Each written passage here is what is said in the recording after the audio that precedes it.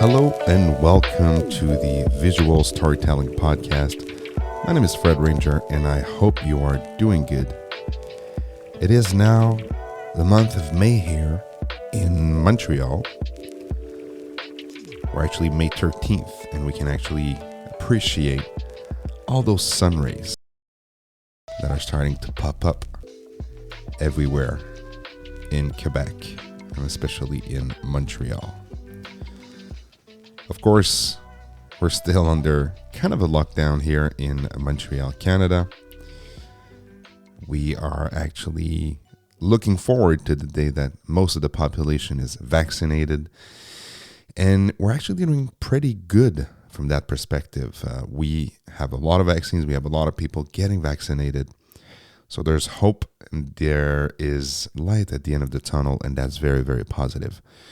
Of course, there's not a lot of traveling all around the world, but there is a lot of traveling within the province of Quebec.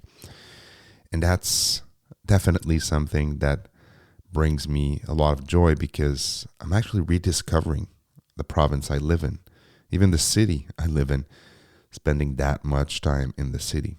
And speaking of spending time in the city, I want to talk about a topic that's it's been covered on a lot of podcasts and YouTube channel, but there's a reason for that. There's a reason why having your camera always with you and bringing your camera with you everywhere you go became such of a cliche thing. But cliches are cliches because most of the time they're true. And for me, it's been not a lifesaver, but I would say a therapy to bring my camera every single places that I went over the past few months. And sometimes I didn't even take a photograph. I had my camera with me, around my neck or in my car. Don't leave it in the car though. Don't do that if you don't want to get your car window smashed. But just knowing that it was there, that I could capture a moment if I, saw one. And it did happen also that I took a photograph, and probably some of my best photos over the past few months have been because I had my camera with me. As an example, I was on the way back from buying little old school cameras that one of my friends was getting rid of. And I had my Leica Q2 with me, and the brand doesn't matter. But again, just knowing that I had it in the car was reassuring. And then we stopped, my girlfriend and I, to this new fried chicken joint in Verdun, Montreal, Canada, Quebec. And it was a place full of neons. Like those cool new places that look very retro with neons and old school colors and so on and so forth. And I ended up being super inspired by the moment, not just by the neons, but by the whole place, by the way people were interacting, by the fact that there was some really nice reflection in the window that I was able to capture with the Leica Q2. So the moral here is, we're going through tough times right now. We're going through unprecedented times. And if you are a photographer, if you are somebody that's creative, man, it's so easy these days to lug around your camera. I mean, I'm thinking about the Fujifilm X100V or any Fujifilm X100, the Ricoh GR, all those small cameras, the Leica Q and Q2 and M10s if you have the budget for it. But ultimately, those are all very, very small cameras and very capable cameras. I mean, for Christ's sake, there is one with 47 megapixel, the Leica Q2 that I have. You can crop for days. So, again, Fuji X100, put it in your pocket. Even Fuji X70, if you ask me, like which one is the most pocketable, Ricoh GR, of course. Just get one of those cameras and have it with you at all times. It's like, I do a lot of parallels with music. when I was in a band and when I toured and recorded albums and so on, I dedicated some days to, playing music and rehearsing. But man, inspiration, you never know when it's going to strike, right? So you could be lying in bed, you could be in a car, in your shower. Heck, you can be on a toilet, and it could be that moment where you're like, I need to take a note.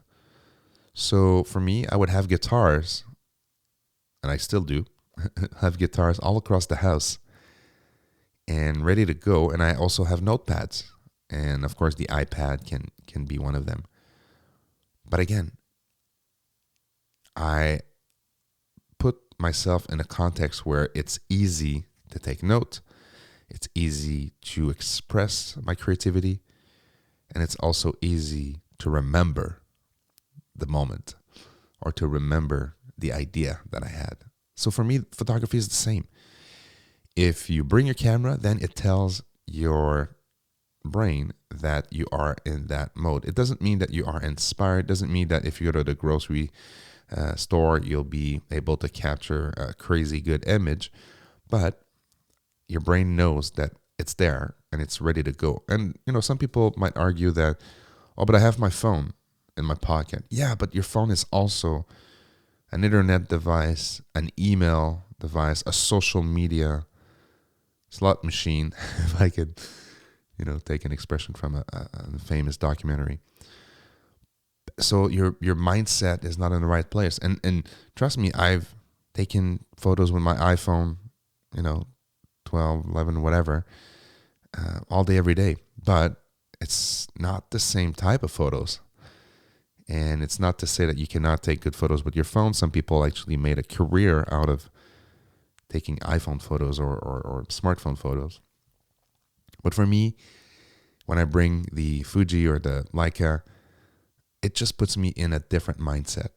And it entices me to look for things. I mean, my girlfriend would say that when I drive, I actually, yes, I listen to what she's talking about, but sometimes my eyes are just drawn to a scene. Let's say when we go to the countryside and we see a farm, and there's this tree that's sitting there in the middle with the light hitting it and the backdrop of a forest and the trees. Anyways, regardless of the scene, for me, having the camera is enabling me to be creative day in and day out. So go out there, go get a used Fuji X100 TS F or V, or an X70, a Ricoh GR, and if you have the budget, go get that Leica. It's so good. It's so good with that f1.7 lens. But I digress. And bring it everywhere you go. If you go to the grocery store, if you go to a birthday party, I mean, there's not a lot of that lately, but it'll come back. If you go take a walk, if you go take a bike ride, because again, you never know when you're going to see that scene that inspires you, that scene that brings your photography to the next level, that scene that you're just happy with, right? If a scene makes you happy, and if you take a photo of it, can you imagine looking at that photo 15, 20, 30 years from now and saying, man, was I happy? Was that a cool moment? And now you have the luxury for you, not for other people on Instagram or other photographers, but just for you to have that memory of both, recording a scene that means something for you, but also remembering how it felt at that time to be creative and to enable your creativity. So that's my thought for today. I would love to hear about you. I would love to hear if you are bringing your actual gear with you when you go out to the grocery store, or, just the most mundane tasks that we do in life. And please, if you want to interact with me, you can do so. I'm at Fred Ranger on Twitter. Been loving that Twitter platform lately. I mean, it was my favorite platform of all time. It still is. And I'm happy about the fact that a lot of Photographers and creative people are reinvesting time in Twitter. So I'm at Fred Ranger on Twitter. Of course, I'm on the Insta bubble. I'm at Fred Ranger too. And you can visit my website at fredranger.com. Please be safe out there. Please be happy. If you are happy about this podcast, please give it a 5-star review. This will help tremendously. And if you're more a visual person, don't forget, I'm also on YouTube. I'm Fred Ranger, and I wish you to be happy, to enjoy life, and to enjoy your creativity. Cheers.